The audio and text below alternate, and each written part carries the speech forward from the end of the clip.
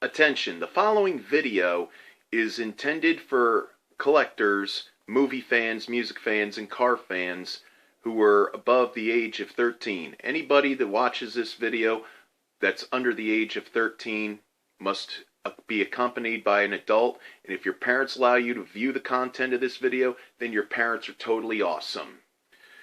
The 1980s. 1980s, Pac-Man and Donkey Kong took us to the arcade with pockets full of quarters.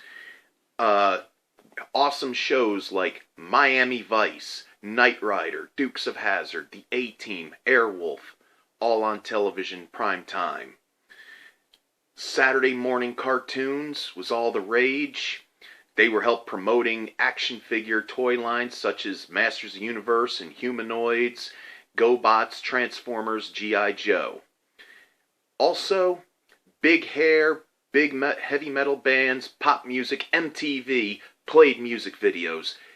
I mean, you name them, they were theirs. Bruce Springsteen, Madonna, U2, Van Halen, Culture Club, Michael Jackson, Prince. But most importantly, the 1980s gave us blockbuster movies with really killer soundtracks.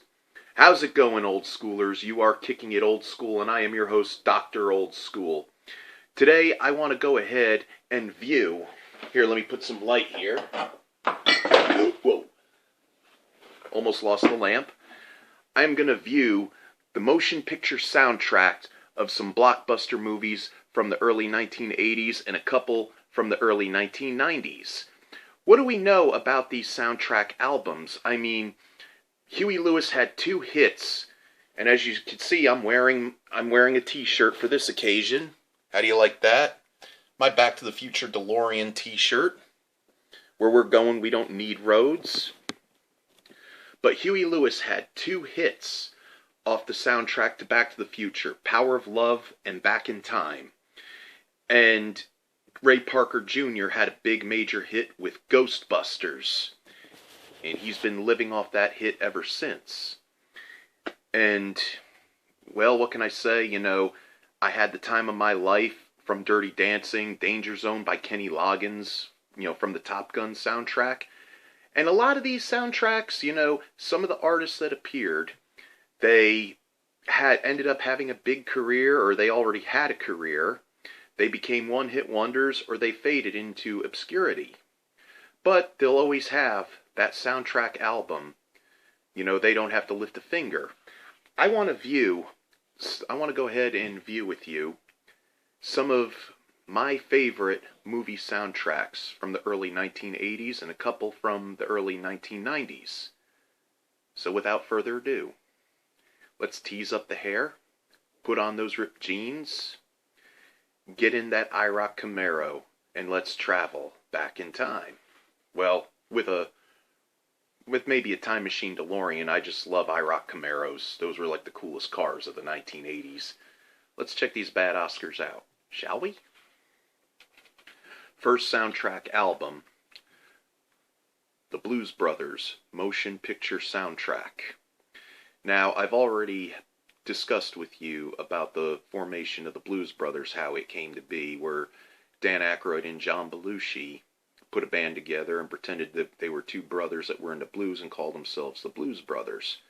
Well, in 1980, John Belushi and Dan Aykroyd had starred in a movie of the same name about 2 blues brothers driving around in a beat-up old police car getting their rhythm and blues band back together. This movie also helped bring back the careers of such greats, such Motown R&B greats as, say, James Brown, Aretha Franklin, and Ray Charles, where they had their big comeback during the time of disco. But, you know, this has a good soundtrack. You know, this has the Peter Gunn theme. This has Shake a Tail Feather with Ray Charles. All the songs that were in this movie. This is a good one to pick up. The next one I have, from 1981, Heavy Metal. Now this soundtrack, there were already artists that were established, such as Black Sabbath and Blue Oyster Cult and Journey and Sammy Hagar and Nazareth and Grand Funk Railroad and Devo. They were already established all, on MTV and everything. But what heavy metal was it was it was more of an adult theme animated movie that was based off a of an illustrated magazine of the same name. It was science fiction and fantasy and adult themes. Published, I found out a year ago. Never knew this. It was published by National Lampoon. So this is really a National Lampoon product. This is a great find to have. Sammy Hagar, Riggs, Devo, Blue Oyster Cult, Cheap Trick, Don Felder, Donald Fagen, Nazareth, Riggs, and Journey. I mean, Blue Oyster Cult already had a hit that's on this album off their Fire of Unknown Origin album called Veteran of the Psychic Wars, and Journey had a big hit with Open Arms, which also appears on this album, and Stevie Nicks appears on it, and Black Sabbath with the Mob Rules. This is another good find to pick up. If sometime you're in an old vintage vinyl style record store or at the flea market, come across this, pick it up. It is worth it, and you also have to see the movie Heavy Metal. It was I guess you can say, a landmark in animation, maybe for adults. Next one I have, one of my all-time favorite movies. This was pretty much my childhood in a nutshell back in the 1980s. The original soundtrack album to Ghostbusters. Of course, this has the title theme to it by Ray Parker Jr., and it's got artists that were already big names, such as Thompson Twins and Air Supply and Laura Branigan. But, a lot of those songs, they didn't really make the cut for the mainstream audience. But Ray Parker Jr., he doesn't probably have to lift a finger because of this. Everybody knows the Ghostbusters song. Doesn't matter how old you are, it's lived on for generations, and it will continue to live on. This was one of my favorite movies growing up, and I had the toys and watched the cartoon religiously. And I can't wait for Ghostbusters Afterlife to come out, I hope this summer. This is a good find to get as well. I mean, I've always wanted this album. I mean, I was too young to have any musical album, so my mom thought, but she figured I should be, outside playing with toys and, playing, riding bikes and things like that with the other kids, but she didn't know that I had a music bug, biting me at a young age. Next up, this is not what you think it is. You're going to take one look and you're going to be like, what's this got to do with movies? But no, this is not the Metallica Black Album. As a matter of fact, this is the soundtrack to the movie. This is Spinal Tap, a mockumentary starring Michael McKean, if you remember, was Lenny on Laverne and Shirley, Christopher Guest, who was a performer on Saturday Night Live at the time, and Harry Shearer, who we all know is the main voice character of all the men on The Simpsons. Spinal Tap, it's a mockumentary about a heavy metal band that had been around since 1964, gone through personnel changes, and have all kinds of mishaps on their 1982 tour while promoting their new album, Smell the Glove. And the soundtrack album here is kind of a replica of that album. You take a look at it, you wonder where Metallica got the idea. But it's all original songs by the three comedians. I mean, rockin' soundtrack. It's unlike anything you ever heard, very unique. This is one you definitely have to pick up. And also, if you've never seen the movie, this is Spinal Tap. I suggest you pull it up on Netflix, find it in a bargain bin at some, store that still sells DVDs or music CDs. Or look it up on YouTube. It is a real classic. I mean, I think in many ways this movie was the invention of what's now known as the mockumentary, because all three of the guys came back for a movie called The Mighty Wind about a folk band, a folk trio that had been around forever. and Christopher Guest had been in many of the, what do you call it, mockumentaries, like if you ever seen Waiting for Guffman or Best in Show or The Mighty Wind, if you like those movies, I think you'll like This Is Spinal Tap. And download some of the music too. It's really fun to listen to. Next one, I'd say this is everybody who ever grew up in the 1980s, their favorite soundtrack album. I remember seeing the movie. I was at my aunt and uncle's, I think it was Thanksgiving in 1984.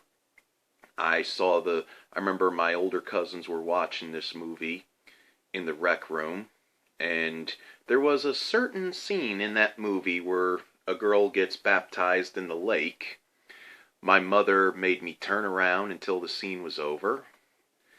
And as a matter of fact, this album marked Tipper Gore and her army of senator wives to go after popular music because they thought that it was profane, explicit, and it was the infamous PMRC, Parents Music Research Center, that this album inspired them to start, because Tipper Gore bought this album for her kids, and one of the songs was kind of explicit, and she and the other senator wives got together and formed the PMRC to bring it before Congress to ban what artists can put in their music and what they can't. And along with Congress, they had Dee Snider, Twisted Sister, John Denver, and Frank Zappa testifying to the Supreme Court. Everybody knows that whole story. As a matter of fact, the only compromise they would come up with would be a parental advisory sticker. Look no further. You want to talk about 80s motion picture soundtrack greatness? Look none other than Purple Rain. This album right here alone is the reason why most artists that you see on the shelves have that parental advisory sticker on the front. Believe me, I was a victim. My mother checked every single piece of music I bought. Next one that comes from the 90s, I put the movie on one of my previous videos, as you remember when I discussed period films. This movie was about a famous rock band that came out in the 1960s. Everybody knew who they were after the Beatles and everything. And what had happened was their lead singer was infamous for outlandish stunts on stage, getting arrested, and having an excessive drinking and drug problem, and couldn't keep away from the girls. But who can blame him? The girls wanted him. And the movie starred Val Kilmer. It was directed by Oliver Stone. Look right here, from 1991, from Oliver Stone's The Doors original motion picture soundtrack. One of the things I could say about this soundtrack in particular, though, it seems like almost half-assed, Doors compilation that the record company put together. But it is and they're trying to swap it as the soundtrack to the movie. But other than that, it's good to have in your car to ride around in if you got a disc player. And, instead of having a full album, you could, it's got the songs like Break On Through to the Other Side and Light My Fire and Riders on the Storm, a couple other ones, and When the Music's Over. And then they have the song by Velvet Underground, Heroin, on there, because that was played in a scene during the movie. And a famous orchestra, the Carmina Burana introduction from the Atlantic Symphony Orchestra and Chorus. That's played in a lot of dramatic war movies for the previews. But, it's always good to have this one as a companion. If you have other Doors CDs in your collection, you listen to those at home, and then you can have this like in a disc player, a portable Discman, if anybody still uses those, or if you still have a disc player in your car like I do. But this is a good one to have right here. Now another one that I really loved, and I remember seeing the movie when it came out, right next to Super Mario Brothers. I thought this was going to be the mega blockbuster of the summer of 1993. Unfortunately, once again, as I mentioned in my one of my previous videos, that it didn't become one of the big summer blockbusters because Jurassic Park had gone ahead and, dominated the summer blockbuster series of 1993. It was kind of a goofy, cheesy, campy kind of. I forgot to put this one in particular in my campy video, but starred Arnold Schwarzenegger. He had just came off of the fame of being in T2, and this is 2 years later. He decided he wanted to spoof himself and the whole action movie genre. Who can ever forget about Last Action Hero? Now, a lot of people didn't like the movie, but it was one of those things. The soundtrack was awesome, but, people dubbed it as, maybe a bad movie makes a better motion picture soundtrack. The movie was fun. I enjoyed it. I really did. But, if you get your hands on this one, this has a who's who of hard rock and heavy metal, from AC/DC to Alice in Chains to Megadeth and Aerosmith and Anthrax. This is also another good find to pick up. I mean, I remember the video for Big Gun by AC/DC when Arnold appeared dressed as Angus running around right next to him, and how they all look like little kids compared to his size.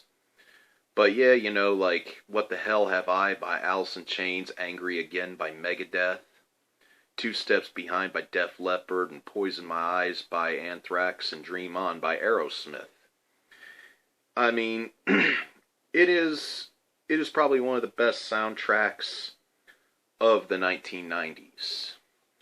And then the last one I have here, this is a little bit more recent, comes off of a hit TV show. It was one of my favorite TV shows of the 2000s, when we were all just plagued by nothing but reality TV. This one TV show came and kicked everybody's butt when it came to regular television. This one is called Songs of Anarchy. And what it is, it's a compilation of music from the show Sons of Anarchy seasons 1 through 4. It's got the main theme song, This Life. Pretty much it's, almost like a Curtis Stigers and the Forest Rangers album, along with guest appearances by Katie Sagal, who is one of the main stars of Sons of Anarchy, and you all know her as Peg Bundy from Married with Children. And, there's a couple other artists, and they do like a few original songs, and then they do covers of classic old songs like House of the Rising Sun and What a Wonderful World, and Hey Hey My by Neil Young, and Gimme Shelter by the Rolling Stones.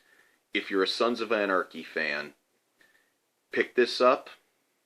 It is, or, find it on iTunes or YouTube. Listen to all the songs. I mean, we'll remember, how great the show Sons of Anarchy was. Well, this was another video that I was going to do last week, but unfortunately we had to, right now we're going through the whole scare with the coronavirus. I hope and I pray that this whole thing will blow over, this will come to an end, and we can get back to our normal lives. Now, one thing also from what I showed you on this video, as usual, if you're new to the channel, give me a like, subscribe, thumbs up, comment.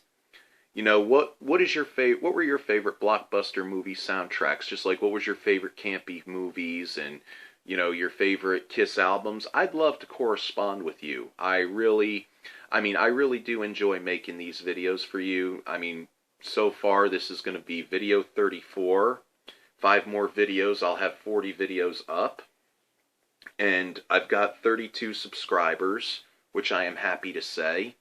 And all of you who have subscribed to my channel, once again, I can't thank you enough. I'm very blessed to have you all. I do hope that I get 100 more subscribers, and I really do hope that, you enjoy the content I put on. Like I said, I am going to be working on, some more video content, and some places to go beyond the, beyond the laboratory, and, we'll have fun.